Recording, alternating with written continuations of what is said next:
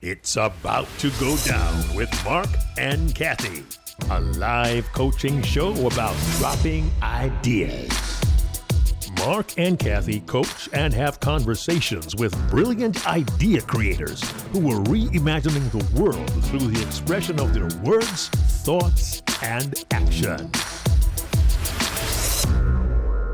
Hey, what's up, everybody? Welcome to It's About to Go Down. I am Marc Williams. I'm Cathey Armillas. We have Trevor Beaman with us here today. I'm so excited to have Trevor on. Okay, I just want to stop and do this. Like, I don't want to just do like a roll through this. I want everybody to appreciate this because this man has served for our country. So I want us to take the respect that we should. 23 years in the Army. Thank you, Trevor. 5 combat tours in Afghanistan. Trevor, thank you so much. Special Forces, Green Beret for 15 of those years. And in addition to all this, Trevor gave, and this is how I met Trevor, Marc, he gave a phenomenal talk at TEDx Portland that kind of covers some of his childhood background where he has had some extreme hardships. In all of this, what Trevor is speaking about today, because now he's a speaker, and what he really wants to talk about on the show, which I'm excited about, is the power of opportunity, or the power of an opportunity. Trevor, welcome to our show. Thank you for being here. Thank you, Cathey. Thank you, Marc. Thank you so much for having me on. It's a real honor, and it's something that I've been thinking about for a long time, and especially when I was in Portland, to see that how spaces and different places can provide an opportunity and how powerful that can be for people. Yeah, tell us about this a little bit. What does that mean? What's the power of an opportunity? So different communities have different things that are available for kids and adults to be able to do. And you, Cathey, it could be potentially pickleball, and maybe Marc going down to Manhattan and seeing kids play basketball. So they have these different places that they can go to develop skills, that they can go to socialize, and these places that could be built by organizations or built by the town or people within the community. And so what happens when those places aren't there, we can talk about, and what happens when they are there, and kids that don't have opportunity to do these type of things allows them to go and kind of explore who they are, maybe give some ability to have some mindfulness and some reflection on their life, and gives them some time to build a skill that they might be able to use later on, and maybe even hone a little perseverance in their soul and their body so that they might be able to use later on in their life. Perseverance in their soul. Wow, Marc, right? Are you writing that down? Are we both writing that down? Yes. And so how did this all come about, right? So what really got all of this to come to my mind to kind of think about? So it was the day after I gave my talk in Portland, and I had walked down to the Burnside skate park, which is on the east side of Portland, right across the bridge, and it's underneath the bridge. And it's in a kind of a sketchy part of Portland, an industrial park place where it's not a necessarily welcoming park for people to go see. And I sat at this park and I read the sign above, and it spoke about a lot of like self-policing, governing who we are, the ownership of this land and who takes care of it. And I thought to myself, and it made me think about my friend that I had when I was in Key West, and he was a skateboarder. He was also a veteran, and he worked as a construction worker at my friend's company. And I thought about, like, how did this guy learn to use the skills as a kid to use that later on in life? And I thought about, what does it do to a person to show up at a park like this every single day and spend hours working on a skill and honing something? And I think there's a lot of aspects that a person gets from spending time in a tough little spot like Burnside. And it's about being accepted into this bond of things. It's being accepted into we could say a fraternity of people who can go ride in here.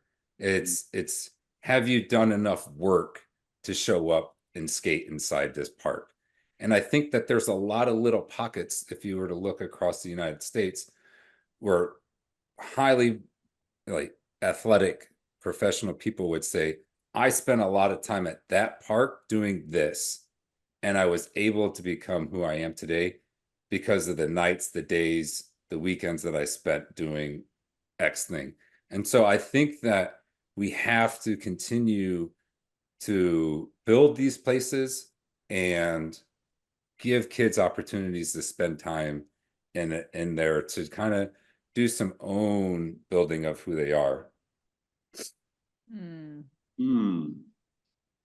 Trevor, here's what's speaking to me about that.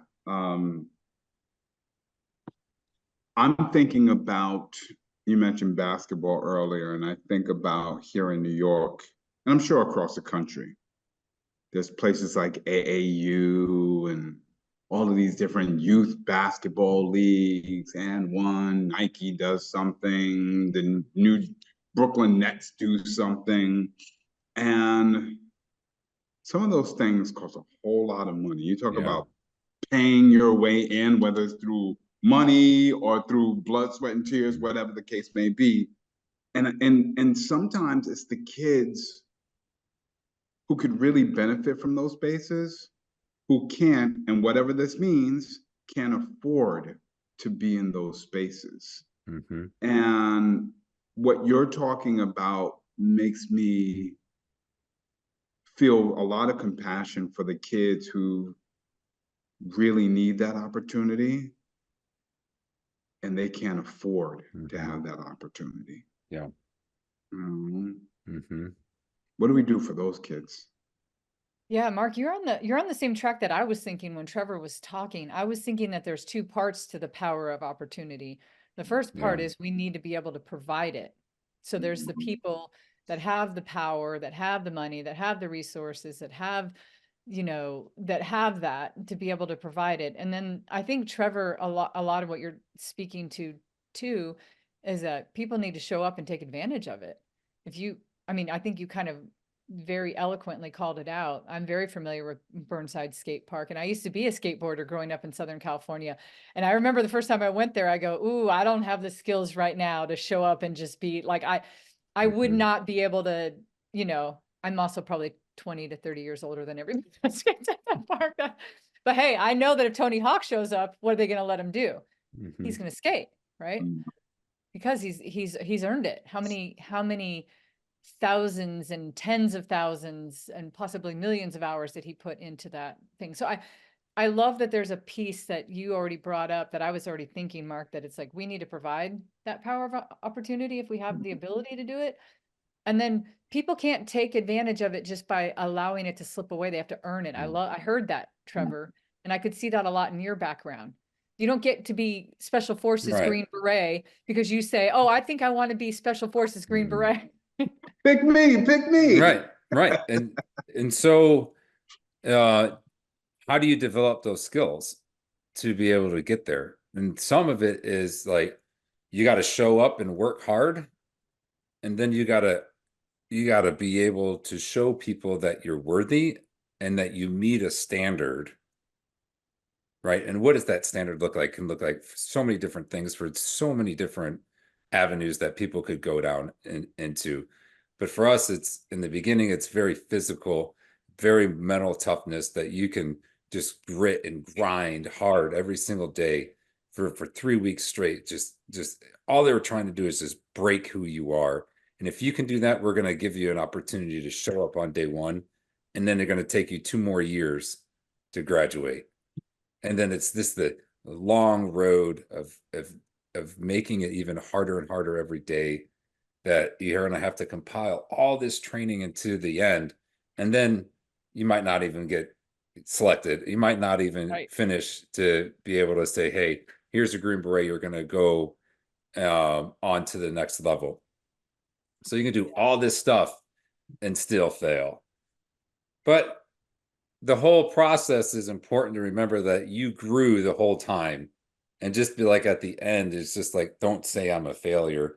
There's all these things that you should be learning from and developing yourself from through that whole process, and not just say at the end, I failed. Maybe you're just not the right person for this job, and that's okay. Don't take too much on yourself about it. You might be able and think that you're, the best public speaker in the world, and you're engaging, and that you have a great idea. But if someone says it's not, like, that's okay. Be like, all right, let's find something else that is actually gonna change and impact people. And it shouldn't be a personal attack on you. It's just the way you're doing it and how you went about it might not be the best thing for you. Maybe we can tweak some stuff for you to make you absolutely worth someone standing in front of somebody and sharing your idea with them. Yeah, well, that opens up a whole nother mess of things, Trevor. Because you might be the right person for 99% of the world, but not for that particular thing, right? Whatever the thing, I've also heard stories of people trying to get into various special forces that had to try several times and then ended up doing it. So there is that thing, there is that piece where you're saying you can learn from it. But I think there's also that piece that just because you're that worthiness part, it's subjective. It's subjective to who you're. The same set of skills that you might need to be a Green Beret would make you the absolute best firefighter in the whole world, the best in the world, or whatever. And it might not make the cut for Green Beret. That's right. So, yeah. So you're right. There's a lot of kind of nuances to that, but I will say that thing that I took away. I don't know if Mark, you grabbed this when he was saying it, but I think he was starting to put together like an asset test. And I think the big question is, you ask yourself, are you worthy? And then the two questions that you use to gauge yourself were the things that he said. How much am I showing up and am I showing up and working hard for this? Am I meeting some kind of standard? What is that standard that would that I would need to attain in order to be worthy for this opportunity? So I love the accountability of an opportunity. That might even be another way that you talk about it, from because you're saying the power of the opportunity, but the power of the opportunity is two parts. So if one part of it, I think, is the accountability of an opportunity. And what does that look like, and how do you define all of that? It's pretty cool. Yeah, you started beautifully with what you said. Here's what I love about that phrase, the accountability of opportunity. I feel like a lot of people think of opportunity as something that happens for you, to you, you stumble upon it. It's sort of like associated with luck and good fortune. I had the opportunity. Accountability of an opportunity, whether you did stumble upon it or not, now that it's presented itself, what are you doing with it? And I think that's a powerful piece, right? If I am that kid who got on to the skateboard or got on to the basketball team or AAU or what have you, what am I doing now? And am I setting the standard? Is somebody else setting the standard? So the accountability part is definitely a very unique piece. Right. Yeah. So to look at like that accountability. So when I got the opportunity to do the TED Talk, I told myself, whatever happens on stage, happens on stage. And that really, there's nothing at that moment that I could do anymore. But I took it back, months before that and said, hey, what can I do to the day I get on the X? That shows who I am, right? And so for David Ray and all the crew and everyone there, I am going to work harder than anyone because I've never talked in front of anybody before. I'm going to share a very personal story. A lot of that story I'm going to relive on stage, and it's going to be extremely hard. Mhm. But what matters to me is what they say about who I am as a person and how hard I worked to get where I was at on that stage.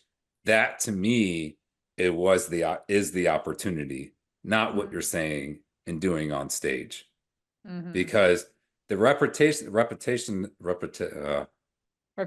yeah. that you build before you get on the stage means more, I think, than what you actually say on stage. Mhm. Because if someone was like, they were horrible to work with, they didn't take any feedback, we gave them this great opportunity to do something powerful, but they just didn't work at it enough. And I did not want that to be said about me at all. Ooh. Mark, don't you wish this was everybody that we work with? Right? I And gotta tell you, there are so many people who need to hear this message right now. Yep. Yep. I am thinking, people don't know, I've spent 25 plus years in the field of education, right? I've seen kids in the classroom, but I've also seen them try out for sports. I've seen them try out for plays. I've seen them try out for all of these different things. And there are kids, and I'll stick with the basketball metaphor for a second. There are kids who sit on the bench and don't get a lot of play time and can get very discouraged and want to quit, who don't understand that it's this responsibility, it's this accountability that you're talking about right now. Like, how are you showing up? What reputation are you building during practice? Even if you don't get to play, that reputation is more important. It's like, so a long time ago, we used to have this event at my school called Sing. And Sing is a competition between the kids on different grades, 9th, 10th, 11th, and 12th, and they have to write their own original musical comedy. And there's judges, there's score sheets, there's standards, there's all of this, there's ticket sales, everything. It's a major competition, a huge school pride thing. What I learned when I was an advisor for that was how important the rehearsals were more than the performance. And that if you put in that, as I like to say, 210%, if you build your reputation during the rehearsal, the performance is 210% better. The first year I ever did it, I was in charge of they paired the 9th and 10th graders together because, they were the young ones. They were really in this to get experience. They weren't in this to win. Nobody ever won. That was the first year that they won. And it was the only year that 9th and 10th graders won. And it was because they learned that every single day of practice and rehearsal was more important than the performance. Yeah. A lot of people need to hear that. Ooh, a lot of people need to hear that.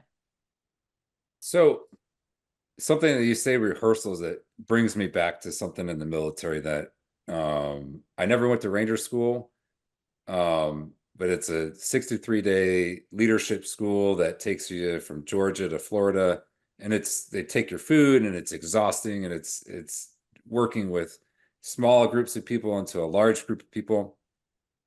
Everyone always says rehearsals is where you make your gold, period. And if you can do your rehearsals when you're tired and you're hungry, out on that mission when you're there, it will just work. And everyone will know what to do because you went over and over again.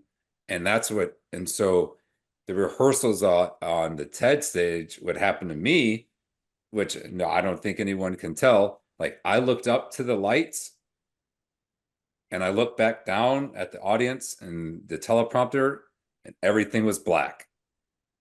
I couldn't see anything. Mm-hmm. And I'm like, oh, I got to keep talking. And if I wouldn't have rehearsed, I had no idea what to say. Mm. Then they switched the teleprompter to my name, and everything went black. And I was like, okay, well, here I am on stage, do my and thing. what's the next part am I supposed to start? And if I wouldn't have put in those rehearsals and those time and repetitions and time, I think I would have just been stumbling there, and then that's no one else's fault but mine. Oh. Trevor, can you tell me, as you were putting in that rehearsal time, how are people who are there to help you, how are they responding to the way that you put in that practice time? I think that there's like, you are farther ahead than anyone else that is here going through this. We can tell that this is becoming not a memorized speech, that you're starting to embody it into you.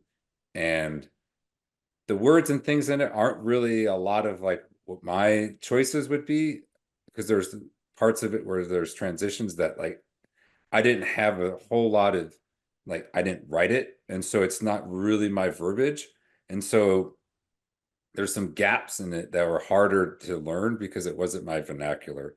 But to know that you're succeeding in what you're trying to do, and to know that you're on a path to being successful, and hearing that over and over was really good for me to know. But it was hard. But I just did it every day, 2 or 3 times a day. I'd come up into my office here and just practice and practice. And I love it. I love it. I love sitting in the world of practice and prep. Cathey knows that. I talk about it all the time, right? But I want to ask a slightly different question, but along the same realm. The way you put in practice, what did that inspire other people to do for you? Because they saw you practice that way, what did that inspire them to do for you? I don't, inspire might be, for me, I think that maybe the wrong word. I think that gives them a confidence that I was the right person to put on that stage. They gave them a calm feeling that this guy that we're going to choose to do is going to perform, because there's a lot more to what a TED Talk, and especially at Portland, was and is than what I knew, right? So I was like, it's just a guy going on stage and telling a story, but let's take it back a bit and say, this is a show, like this is entertainment, right? And there's a lot of people that are invested into this event. And if, like, we don't want a failure in a sense. I think it's good though. There's some that this happens, and I think it shows how human we are. But people are creating something, and the way that the order is, I think, is important, that it flows and that it's on time and that you do the things that people are asking you to perform. And so it's a little bit different than I think at TEDx and maybe other places throughout the world, where it's just like a small room and there's like 200 people there. This is 3,500 people, and it's not cheap to go to the show. And so, like, there's a lot of extra pressure onto that. And so to see the progression and see the progress, I think needs to happen, so that you calm the nerves of the we'll just call it the company, in a sense, that is putting on the play or putting on the show. Because if not, like I didn't want to be necessarily like asked not to show up in a way, right? And like you're giving me this this beautiful opportunity to change the world in a very unique manner that I've wanted to do for a really long time in my life. And I didn't want to be the one that didn't make it happen. I wanted planes to fail, there to be another COVID, just like a hurricane to hit Portland, like let all that stuff happen, not Trevor, right?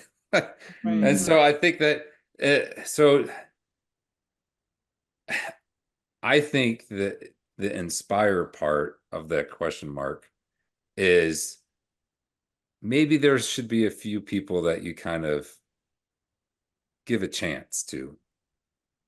I'm gonna give you that let's see what this guy can do, or gal.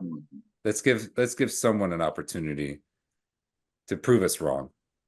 I'm also I would say yes, 1,000% to everything you said, Trevor. Of course, being on the inside and the other side of what you're talking about, being, actually the longest speaker coach at TEDx Portland, I think. I would say that what Marc asked you was actually more spot on than maybe you can understand, because you gave one perspective and you're 100% right. But you also inspired people that you don't know. You probably don't know this, but one of your coaches reached out to me and was so inspired by the work you were putting out, wanted to make sure that he was giving you the correct way to internalize your talk, really wanted to make sure he wanted to show up for you in the way that you were showing up for you. And so he was doing extra work behind the scenes because of that. And I do think Marc was onto the right track. Marc and I I just worked with a 15-year-old that gave a TED Talk recently in the New York area. I would have ran through walls for her because she did everything I told her to do and more. If I told her to practice it 7 times a day, she was practicing it 10. She had that same attitude that you did, was like, hey, the whole thing might not go down, but it won't be because of me. So I appreciate that we've actually really went into great detail about the accountability of an opportunity and how you showed up. And I just wanted to add one more thing, Marc. We have Greg Amarelli. He's part of our Speaker Skills Academy. I don't think Trevor's met him yet, but he was Special Forces, and he's now he trains people for Special Forces. And one of the things that he told me when I was working with him on a talk he was giving, he said, yeah, well, for instance, in the training that I do, many times people will come to me and they think about the entrance exams, right? The exam that they're going to have to take. And he's like, you have to think of the exam as the lowest bar.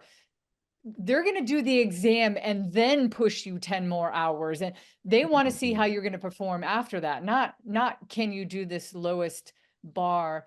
And so I think you're speaking to a lot of that, Trevor, is that the things that you do, there's certain things that you do that will get you just into the room. And then there's certain things that you do that will be like, oh, that's the standard for the accountability of that opportunity, regardless of what the outcome ends up being. Yeah. I mean, that's like college to me, right? There's a lot of things that be like, well, I went to Purdue University and I got a degree. That opens a huge amount of doors, right? You can even say like, I'm a Green Beret. Great. Like that's like a prerequisite to some things. And you're going to show up and then they're going to be like, well, who are you as a person? Right. And that's where we start to really get back to like, who are you inside? And what do you give and take from other people? And that's what matters. Like after you get through the door is who you are as a person and what you do from day one. Because it's like the simple steps of just, being physical fit. Okay. But have you put in the hours and hours of walking with all this weight on your back so you're comfortable having it? Have you talk to someone on the side of the road and tell them your idea. And did they look at you like you're crazy? Or did they're like, yeah, you got a really awesome, valid point here, and you should go tell people about it. You need to be screaming it from the mountains of the world, right? And so just the opportunities that are out there, it's when it's there in front of you, are you ready to take it? And so with practice and all that, like, you never know who's going to call to have you show up somewhere. And if you're not working on it, over thinking about it, thinking at the, grabbing ideas throughout the world, how could you write another journal article or a story into your collection of things? Like all that practice, all that rehearsal, all that new perspective, new change lens on things that you tend to want to talk about, adding stories in your storytelling and how to use that, right? And so it's the craft of always working on yourself. And I think that for me, that comes from 20 years in the Army. Like, we have to be prepared to leave to go somewhere at a moment's notice. So why wouldn't you be doing the same thing as you leave for me, like leaving this part of my career, my life, and going into the next thing, and just take all that stuff that I had from before and I'll use it into speaking. And it's just, being ready for the next interview, being ready for the next on stage lights in front of me, that I know what to say, that I'm engaging the people. And so, but I think that those concepts and those ideas can be used in anybody's job, right? What are you doing to get better? What have you listened to? What have you got built skills in? Where have you seen someone tell you a new way of looking at things, a new way of learning about a certain subject, and getting better at telling and showing how good you are at your profession, if you want to so call it that. I gotta tell you, as you speak about this, the question that popped into my head is, so why don't people do it, right? And one of the things that comes to mind for me is, people are often wondering, like, if I put in all this effort, if I do all this practice, like, who knows what's really going to come of it? Like, I know what the end goal is, but what if that doesn't happen? And I go back to what we were talking about earlier that I'm really inspired by. I wrote this down. People will show up for you the way that you show up for yourself. And I think that sometimes when we're putting in all of this work, sometimes we're putting all of this work in for that somebody who we don't know, we don't see, who we hope we meet one day will give us a chance. When probably the person who's going to give us the greatest chance is the person who sees us on a regular day and the way that we put in the work. And I think that's something that people don't get. And this is why I keep bringing this up, because I think one of the things that I always love that Cathey brings out is there's a lot of similarities with a lot of different ideas. And I think the difference between what makes a good idea and a great idea is uncovering something that people don't get. Like there's a myth or something. And I think the myth is that somebody's out there who's going to discover me one day. The person who's going to discover you is a person who's been in the room watching you practice and prepare, because they see your reputation. They know you better than anybody else. I like it, Mark. Yeah, I love that. God, I want to bring something else. Oh, go ahead. I have a thought. I love that we played out the one side of the power of an opportunity. I'm just curious, can we talk about the other side for a minute? Or if you have something else to talk about on that side? I mean, I think we've done a really good job of talking about how to not not take for granted when you're given an opportunity, or how to really be accountable. So if we Mm. were to call it the accountability of an opportunity, is the other side of that I just wrote this down, the offering of an opportunity. I don't know if offering's the right word, Hmm.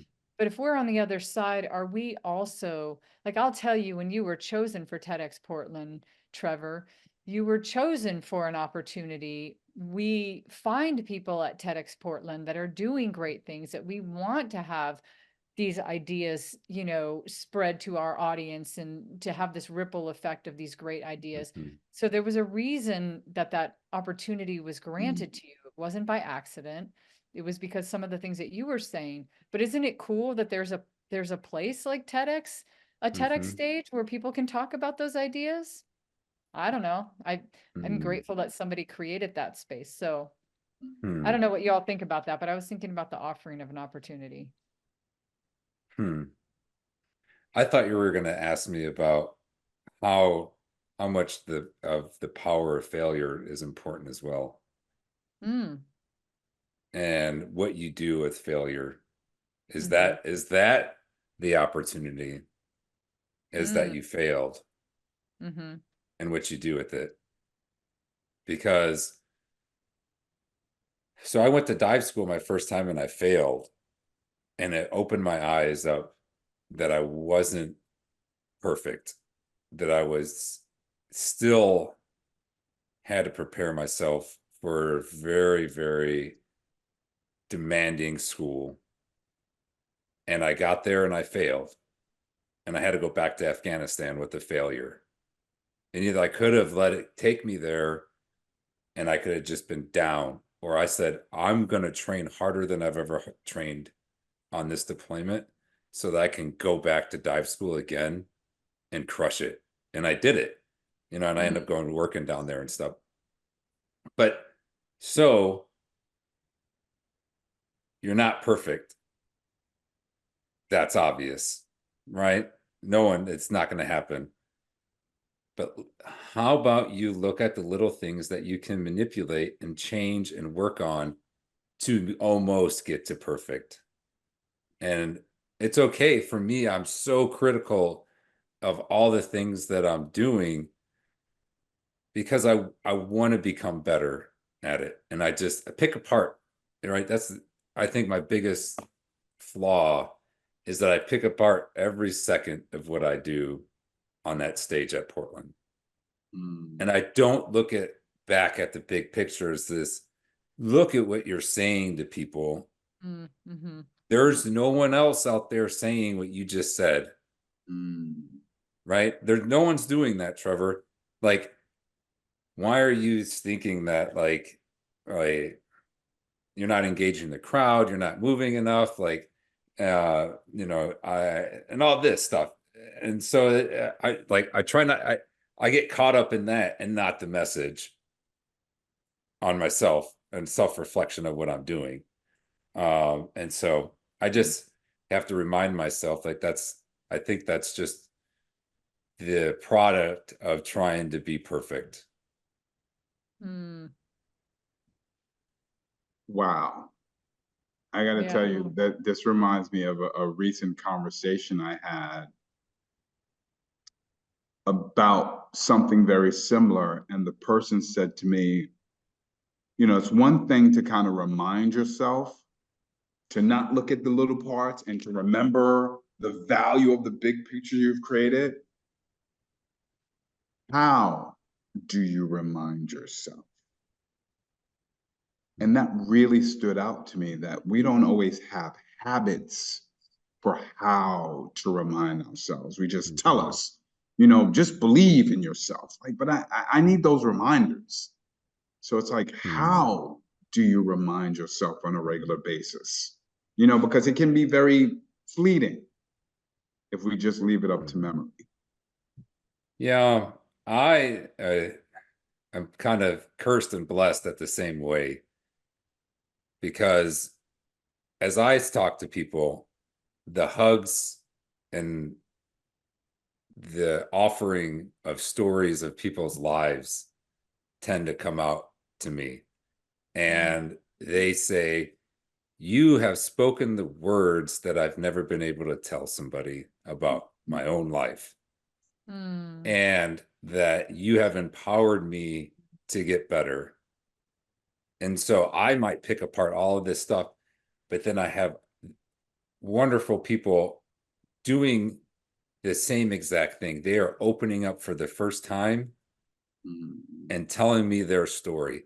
And at Portland, people were like, it's so courageous for you to go on stage. And I had to remind people, I was like, you know how courageous it is for you to come talk to me and tell me about the things that you've been through in your life right now? Like, that's not easy to do. It's the same thing. I said, I just practiced a lot to do that. You didn't practice at Right? all to come talk to me. And so then there's this, and then I have to, I mean, I wrote about it, and I don't know if you've got to this part in what I sent you in the book, but when I was in rehab, I had told my story and crafted it in a manner that it starts to affect people. And I had two gentlemen tell me their story about their life. And one gentleman was raped as a child by a family member, and another gentleman who is like in his 60s, who had retired from the Navy, who had said that he was raped on his very first ship that he ever went on. And he said, because of you, I'm finally not in this prison in my own body anymore. You have given me the power to say what happened to me. And those type of things happen and remind me that, like, what I'm saying doesn't really matter how it's said. And if the little nitpick stuff that I go after, that big picture is really changing people's lives. And so that's like what I have to go back to and remind myself, like, but you're doing this over here, Trevor, that's really awesome. And so I think that helps a lot. You know, I like to take what you just shared, this nugget, and I like to connect it to what Cathey asked earlier about the flip side. You just made me wonder, how often can you create opportunities for other people by listening to what they've said and bringing it out, giving them that courage? Let me give you an example of what I mean, because this is what you've really been giving me to think about. I know this one basketball coach. He doesn't coach a team, or he used to, but he doesn't coach a team. But what he does is he spends time at basketball courts and he sees a young Trevor playing really hard, showing some promise. And then he approaches Trevor and he asks him about his game and who he might be working with that can help him with his skills, and offers some advice. And that's an opportunity, and he presents it as an opportunity. And whether Trevor takes him up and picks him up as a coach or not, an opportunity was presented. When you share this message today, and I think about Cathey's question about the flip side, yes, there's a Trevor who can see the power or the accountability of an opportunity. How does Trevor become the coach on a court or the coach in a skateboard park who sees the promise in somebody and gives the opportunity to somebody? Cathey, that's what your question just blew up in my head. And you blew my head up. Wow. I love how I love that, Marc, so much. You did the thing that Trevor just said before. You put to words what I was thinking about. You put it to words in a beautiful way that made us kind of visualize the other side. And, I think, we had a, our very first person that was ever on our show was Lou Raja. We know him as a very wise, African soul. And one thing that Lou always says is, you know, when you get to the top, don't forget to send the elevator back down. And you know, in his way of thinking, the legacy part of anything that you do is to be able to offer that back to other people. And now you're not even talking about offering it, you're talking about going out and finding the Trevors of the world, which kind of gave me chills, that this basketball coach is going out there and he's finding those kids that are working hard. He's finding the people that haven't made that connection yet between working hard and an opportunity. And maybe that's why they always say there's no such thing as luck. There's only hard luck. I mean, hard work creates opportunity, right? I don't know. I love that a lot. It makes me think also, you know, I mentor a lot of people, and I started a group. Mark, you know this, Trevor, you don't, I don't think. I started a group when my kids were young called Future Stars. And I was going to Toastmasters at the time, and I wanted to be able to give my kids that. Of course, they absolutely hated it. It was like giving them cooked spinach and saying, oh yeah, it tastes just like pumpkin pie. And they're like, nope, this tastes nothing like pumpkin pie. And I kept telling them how useful it would be. I'm like, I don't care. My son's like, I think I'm going to play professional soccer or whatever. I'm like, I don't care what you do in life. The ability to be able to speak, communicate, tell stories, be a leader, this will only help you. And both of my kids independently later as adults came back and, you know, both thanked me in different ways for giving them that opportunity that was actually being forced down their throat at the time. So I'm even giving a third perspective, Mark, which is like, sometimes even parents do this. Parents are providing an opportunity, let's say, for something that a kid doesn't see, not only doesn't see as an opportunity, might see it as something negative or something that they don't want to do. So there's a lot of nuances to this. But Trevor, I'd say the thing that you inspired me the most on is, personally for me, is when I see or I'm given an opportunity, I think the thing that I have most in my control is how much I'm willing to work harder than everybody, how much I'm willing to go above and beyond. And then the outcome doesn't matter. I love that you said that. I can envision myself on a stage of sorts, metaphorically, whatever that is, whatever that stage might be. Could be a pickleball stage, could be an actual stage, right? And I'm saying to myself, hey, did I work hard enough to even be able to be here? Did I do it? Yeah, for sure. I love that. I love that a lot. So go ahead. Oh, I'm just going to say one more thing. I hope that what the audience is also hearing is I do think we need to send the elevator back down and give more opportunities too. I think I like that, Mark. Yeah. So the elevator idea though, right? If you want to construct it in a way, is that there is no elevator at the base of a mountain. You have to climb the mountain to get to the top. So it's that, I would say, use your elevator wisely if you're going to take it. Ooh. Because ooh is right. Because I have noticed that, like, I have some unique ability to get people to open up, right? And this happened with me and Cathey. Yes, right? it did. And so if you are a person that happens to, like, it's generally gonna be pretty impactful, and you need to pay attention and listen. And it's not necessarily time to be a therapist, right?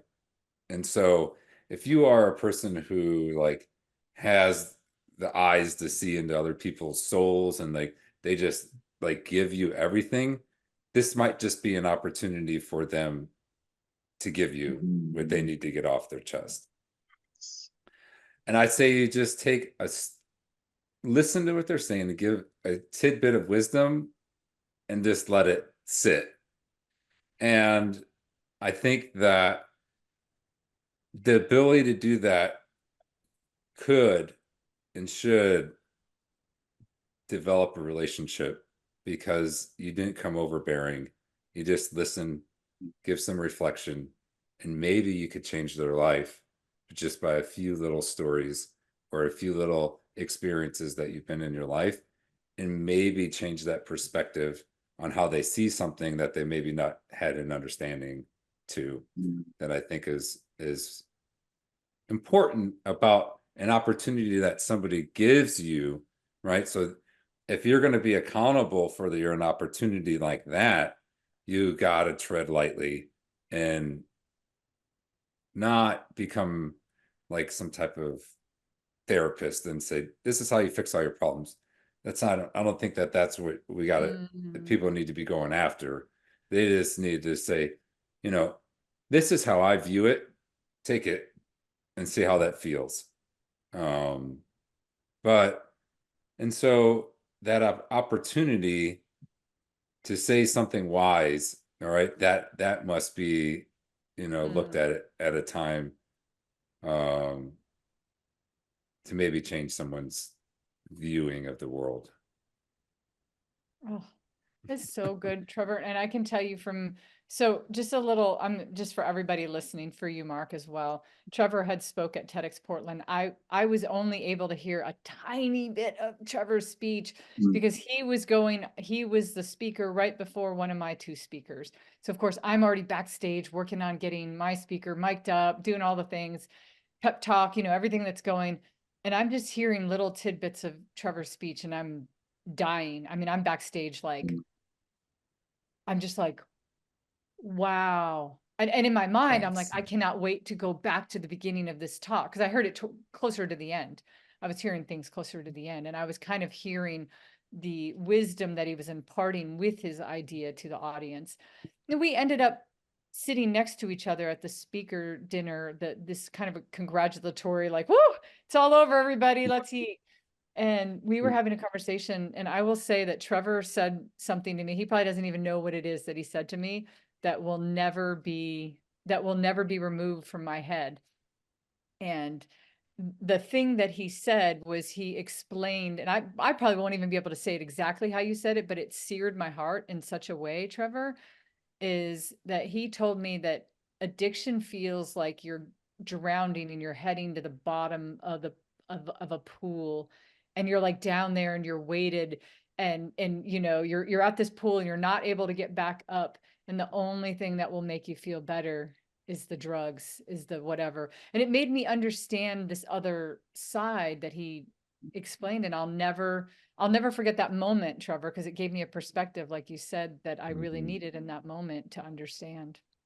Right. So the key part of it is that you'd rather hold on to that weight than go get your second breath of air to live. Right.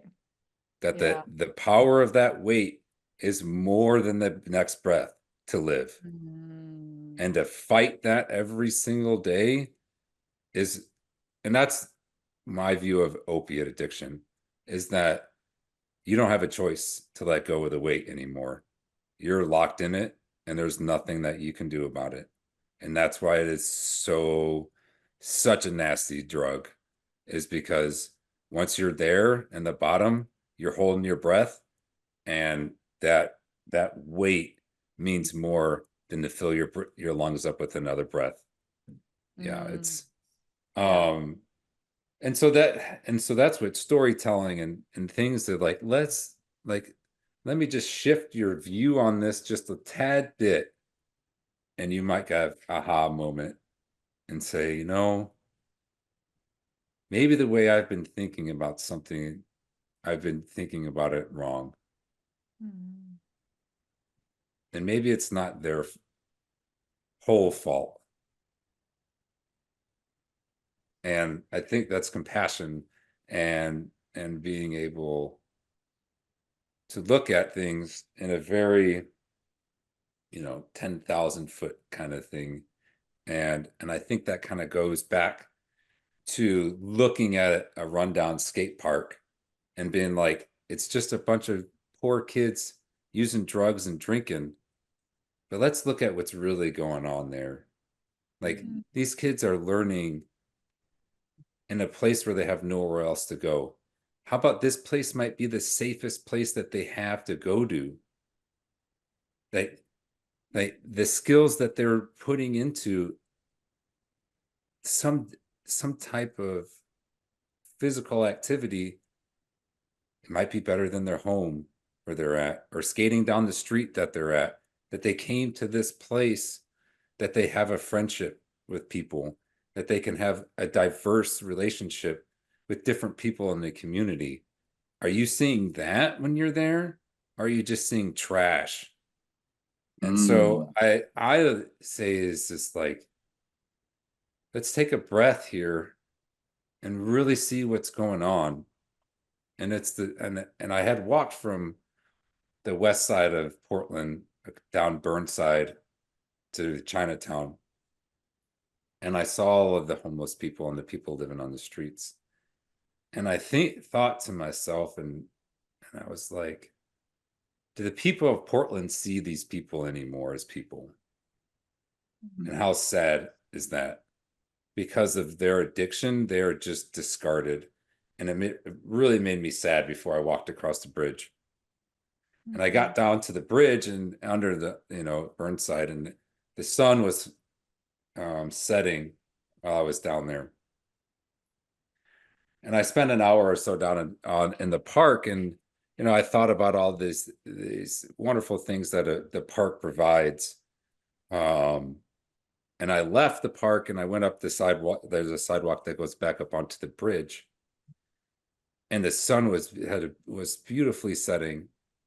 And underneath the bridge, none of the sunlight gets down there.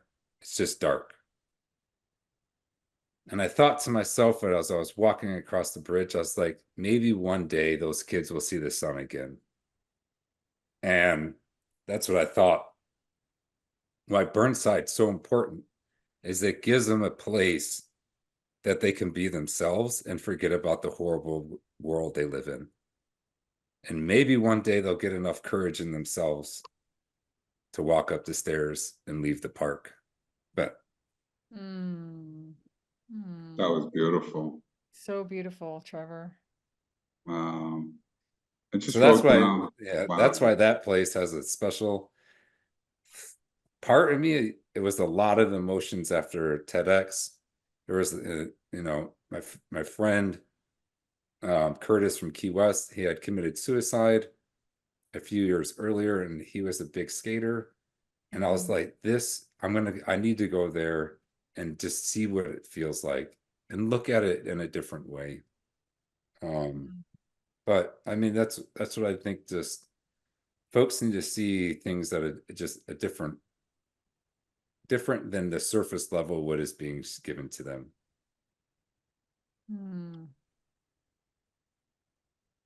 What you just said, and I wrote this down. Sometimes the darkness is opportunity for light, or maybe it's not even sometimes. The darkness is an opportunity for light. And you made me think about how this can just really be applied in so many different arenas of life. That somebody who is making a decision that maybe you don't understand, from their perspective, it's an opportunity. Yeah. That's deep. So one of the big themes that I always told people when I was in Afghanistan, I said, it's a lot harder to kill somebody when you know their story. So go spend time with people, learn who they are and why they think a certain way. And maybe you might understand why they are the way they are and why they do certain things and why they think about things a certain way. And there's value in that. I really believe that. And then you can circle back to learn how to craft your story so everyone can understand what you're talking about. And that's why the importance of storytelling is so critical for everyone to do. Because if you can tell your story in a manner that gets everyone's hooks in it, then they'll love you forever because they can't hate you. They feel connected and related to you. For sure. Love Ooh, you, Mark. yeah, I know. You're just blowing my mind. You're just blowing my mind because I even take it back and circle back to, Cathey, the question you asked earlier about flipping it. And it's like what you just described is opportunity. I've given this other person an opportunity to be understood, Right. right? And that's huge. Well, and then that's only one part of it. He's also saying that we, the people that might be giving that now, should also look at things it's an opportunity for us to look at things in a different way, to not just show up and think, oh, there's a bunch of kids here at this park, but to come at it with a different perspective. I love that. I Mhm. can't, that was a very powerful thing that you said, Trevor. Very So, Thank you for that clarity, Cathey. That was powerful too. one of the questions I thought about is like, imagine a kid, instead of going to college, a 4-year degree, went to Burnside for 4 years and spent equivalent the same hours that he would spend in a classroom. If he went to a blue collar job, both people, and they said, "So what did you do?" "Well, I went to classes and I learned this." And I showed up and said, "Well, I worked on who I am for 4 years by skating or playing basketball." And you're like, you're going to become a mentee of a person in, like, what is say, like carpentry or something. It'd be like, who does that person prefer to have that work for them? Someone who just showed up at class and learned something from somebody, or someone who worked on themselves that showed that they could be develop skills? right. And I don't know. And then I think there's a lot of, nuances and things into that it could be like pulled and played. But for some things, like that perseverance and that showing up every day to work on yourself can be translated into other things. Mm. So I don't know. I just um that skill work and building stuff and working hard, I think offers a lot more than just a pure like education than sitting in classroom offers. I mean, some of my people just say, well, I traveled the world for 4 years and I got diverse and I learned odd end jobs and I learned and spent, time in other places. Like that has value. But if you don't see it and you haven't experienced that, do you see the value that is there? And I don't know. And so that's what I think with like folks in the military, that we've gone all these places and seen all these things, that we have a really high regard on folks who've traveled and spent time in other places, because we know how much it changes us and changes your view on the world. Because unless you go there, you really don't know who the people are or how their communities and work and their day-to-days. And you think it's this way, but then you go there and you're like, I was completely raised wrong. I was completely told a different thing than what these people are. And you can say that about the Middle East. Is really simple to say that, like, the Arabs there are a certain way and they're just terrorists. Like, that is completely wrong. Like, and so you can use that for a lot of different things, to say like these group of people are this way. And you're like, well, how much time have you spent there? Mm.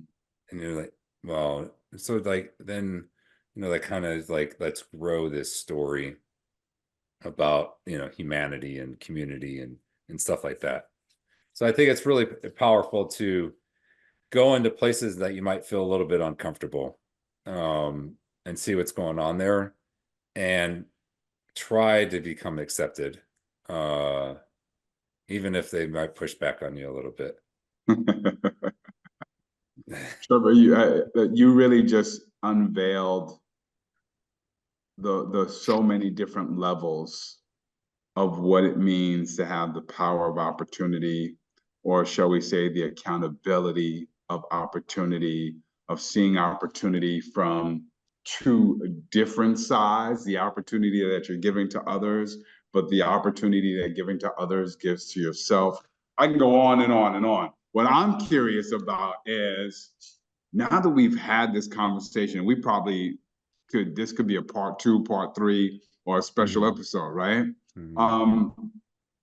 Since we started this conversation about the power of opportunity, Trevor, what has stood out for you? What has resonated for you? What has evolved in your thinking? I really think that it's the opportunity to be able to do something with your idea, that you are ready to share it as clear and concise with anyone you meet, that you are working on yourself, that you have an ability and almost like a responsibility to do it as good as possible and as well as possible. And you should harness that in you, that is a standard of who you are, so that it's delivered in such a manner that it's something that people will remember forever. And it's just not an hour talk or a 15-minute talk, that this person changed me, and that there's so much residue from that talk in that person that it sits in them forever. That's the goal. I think that your opportunity and your accountability needs to have. Nicely said. Nicely said. Thank you, Trevor, Appreciate it. Yeah. for the opportunity that you've given to us to have a conversation about your idea. We can only imagine that there's going to be some people who want the opportunity to hear more from you, right? If people want to hear from you or learn more about you or get involved in some of the things that you're doing, how can they get in touch with you, Trevor? On socials, it's just Trevor A. Beaman on Instagram. And you can get a hold of me at trevorbeaman.com. It's just a small, simple website that's ever building and working on that. And I have a little bit of, you can find me on YouTube and stuff. It's this small. It's a slow growing, painful process of it. But that's an easy way to get a hold of me. And it's new and it's exciting, and it's something that we're going to try and build over the next 18 months before I retire, and maybe publish a book at some point as well. Sounds like you got a lot of things you're working on and loving every minute of it. Again, thank you for spending this time with us. For anybody who wants to learn more about Trevor, check out that TEDx talk. Check out that TEDx talk. Thanks. And for anybody who wants awesome. And for anybody out there who wants the opportunity, I'm gonna throw that word in there a couple more times, right? For anybody who wants the opportunity to have an idea conversation with Cathey and I, or somebody who's got an idea that we need to have the opportunity to talk about, you can go to It's About to Go Down show, look up Marc and Cathey, and we'd love to have you on and spend an amazing hour of conversation with you as well. Trevor, thank you for your idea. Thank you for your service. Thank you for the opportunity. For everybody who's watching, we just warmed it up and cooked it up and served it to you on another episode of It's About to Go Down.